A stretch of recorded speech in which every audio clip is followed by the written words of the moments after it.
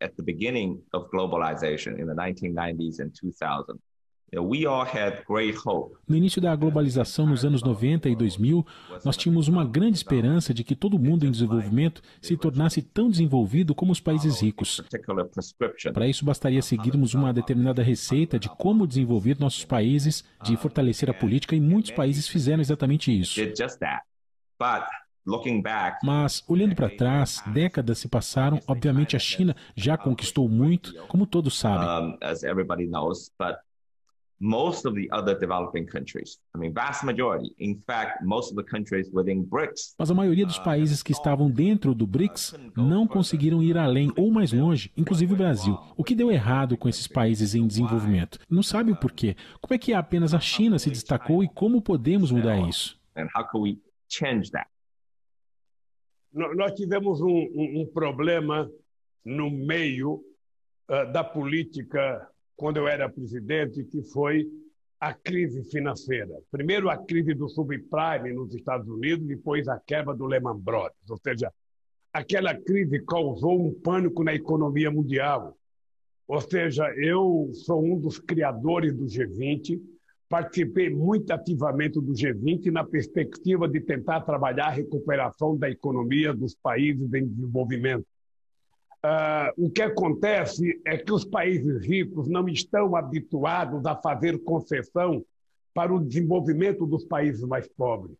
Eu lembro que na reunião de Londres que nós fizemos do G20, eu fiz uma proposta que nós tínhamos que aproveitar a crise de consumo nos países ricos para que a gente pudesse fazer investimento nos países pobres, sobretudo nos países africanos, para que eles pudessem fazer desenvolvimento tecnológico, para que pudessem virar consumidores e para que pudessem reativar a economia do mundo.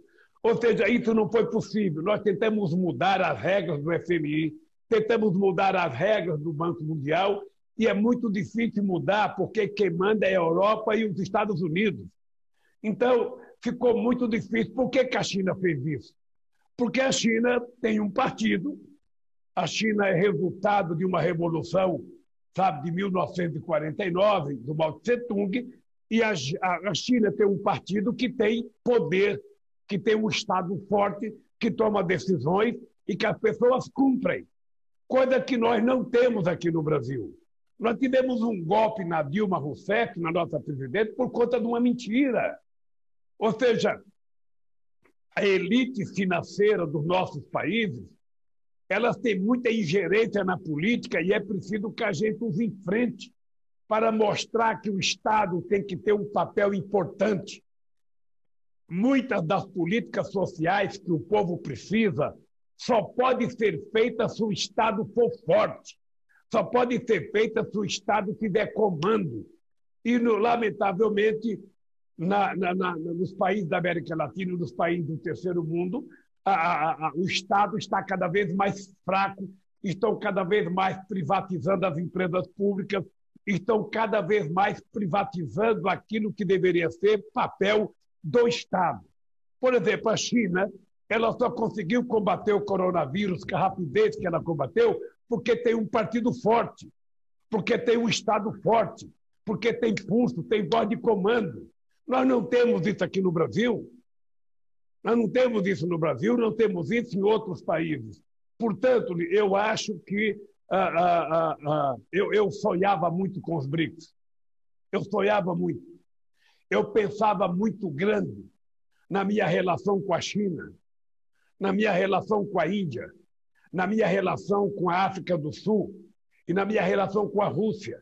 Eu achava que a gente deveria ter construído uma parceria estratégica para que a gente, sendo metade da humanidade, a gente não ficasse dependendo da política do dólar. A gente não precisasse do dólar para a gente fazer o nosso comércio exterior, para que a gente pudesse fazer parceria no desenvolvimento tecnológico.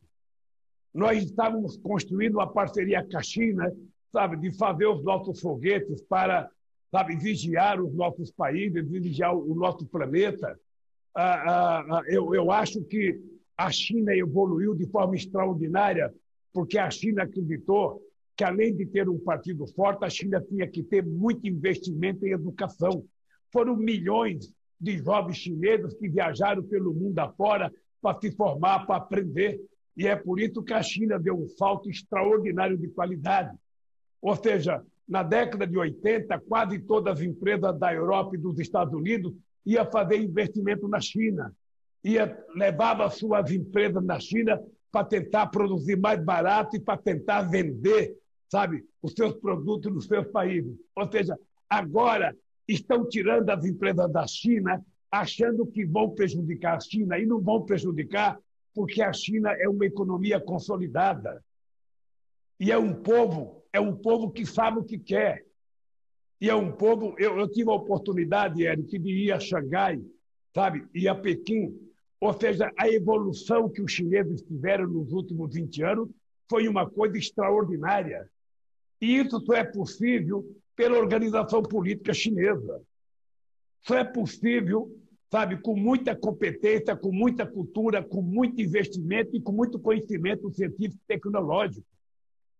Então, Eric, eu acho que a China é um exemplo, sabe, de desenvolvimento para o mundo. É um exemplo de desenvolvimento para o mundo e eu espero que outros países, sabe, aprendam a lição com a China para que a gente possa, sabe, ser mais rico, ser mais forte, ter mais distribuição de riqueza e ter um mundo mais humano. Eu trabalhei muito com o Hu Jintao, a necessidade de uma relação sul-sul, sabe, não ficar dependendo do norte como nós somos dependentes. Lamentavelmente, a gente não conseguiu chegar lá, mas eu tenho muita fé e muita esperança que nós vamos conseguir fazer isso a partir de 2022.